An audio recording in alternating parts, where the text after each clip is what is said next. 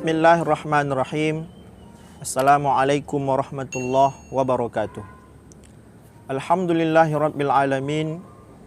Nahmaduhu wa nastaghfiruh wa na'udzu billahi min syururi anfusina wa min sayyiati a'malina. May yahdihillahu fala mudhillalah wa may yudlilhu fala hadiyalah. Asyhadu an la ilaha illallah wahdahu la syarikalah wa asyhadu anna Muhammadan abduhu wa rasuluh la nabiyya ba'dah. Allahumma salli ala sayyidina Muhammad wa ala alihi wa sahbihi ajma'in. Qala Allah Ta'ala fil Qur'anil Karim, Bismillahirrahmanirrahim.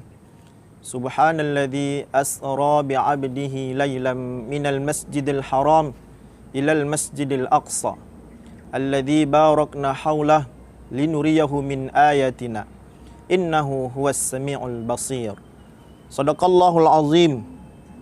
Wa nahnu ala dhalika minasyahidin wasyakirin. Walhamdulillahi rabbil alamin. Saudara sekalian yang dirahmati Allah, kita puji Allah Subhanahu wa taala. Kita banyak mengucapkan rasa syukur kepada Allah Subhanahu wa taala. Karena insya-Allah dengan senantiasa bersyukur, la azidannakum, akan senantiasa ditambah Allah Subhanahu wa taala. Walaupun sebenarnya sudah kita sadari bahwa wa in ta'uddu ni'matallahi la tuhsuha, tak dapat dan tak mampu kita untuk menghitung nikmat Allah Subhanahu wa taala. Maka sangat wajar kita harus menjadi orang yang bersyukur. Selawat dan salam kepada qudwah, teladan, uswah Nabi Muhammad sallallahu alaihi wasallam. Insyaallah kita adalah bagian dari orang-orang yang kelak mendapatkan pertolongan, mendapatkan syafaat dari Nabi Muhammad sallallahu alaihi wasallam. Saudara sekalian yang dirahmati Allah Subhanahu wa taala, sebagaimana ayat yang dibaca tadi memberikan satu pesan kepada kita, kisah yang sangat fenomenal, kisah yang luar biasa, satu torehan sejarah yang telah dilalui oleh Nabi Muhammad, Nabi kita Rasulullah sallallahu alaihi wasallam, dalam salah satu jejak sejarah yang beliau lewati dalam kehidupannya. Merasakan salah satu kisah yang sangat luar biasa, yang tidak pernah dilakukan oleh manusia yang lainnya, yang memang kalau kemudian disikapi dengan penuh pro dan kontra. Tapi kita sebagai seorang muslim, sebagai seorang muslimah yang yakin atas kerasulan Nabi Muhammad sallallahu alaihi wasallam, sebagaimana yakinnya Abu Bakar As-Siddiq dengan kisah yang dialami oleh Rasulullah sallallahu alaihi wasallam, maka kita sebagai muslim jangan sampai ragu. Apa itu? Memperingati, membaca, atau kemudian mempelajari kisah dan napak tilas dari Isra dan Mi'raj Nabi Muhammad sallallahu alaihi wasallam. Maka kisah ini perlu diteladani. Kisah ini perlu senantiasa diambil hikmahnya, agar kemudian kita sebagai hamba Allah, sebagai pengikut Nabi Muhammad sallallahu alaihi wasallam bisa menjadi semakin kuat menjalani aktivitas dan kehidupannya. Baik itu sangat baik untuk orang-orang yang berumah tangga membaca kisah ini. Sangat baik sebagai seorang pemuda membaca kisah ini. Sangat baik sebagai seorang siswa, seorang siswi untuk membaca kisah ini. Bagaimana kemudian di setiap kisah yang kita baca dari perjalanan Rasulullah sallallahu alaihi wasallam dari Isra dan Mi'rajnya, itu sangat mengagumkan sekali. Namun jemaah sekalian, saudara sekalian rahmati Allah, dalam kesempatan ini saya hanya menyampaikan beberapa hal dari sekian banyak iktibar dan hikmah dari perjalanan Isra dan Mi'raj Nabi Muhammad sallallahu alaihi wasallam.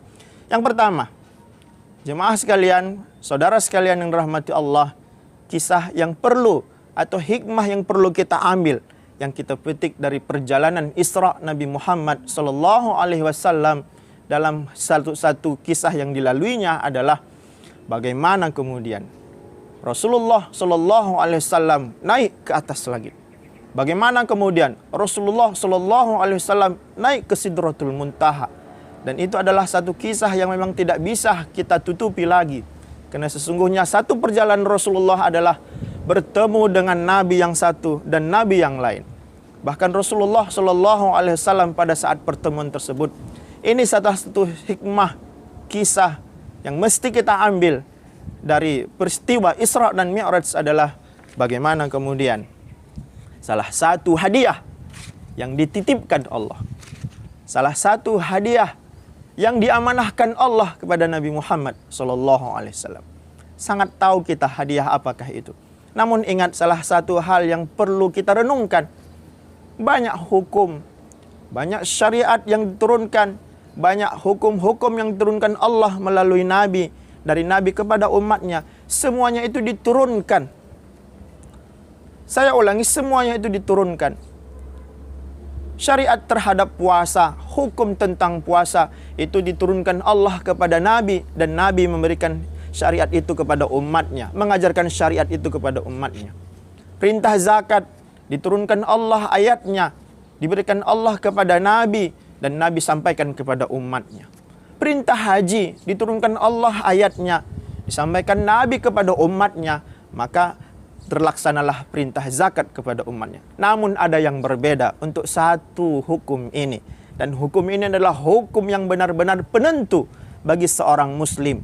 Apakah kemudian nanti kelak dia menjadi bagian dari orang yang ashabus shimal atau ashabul yamin?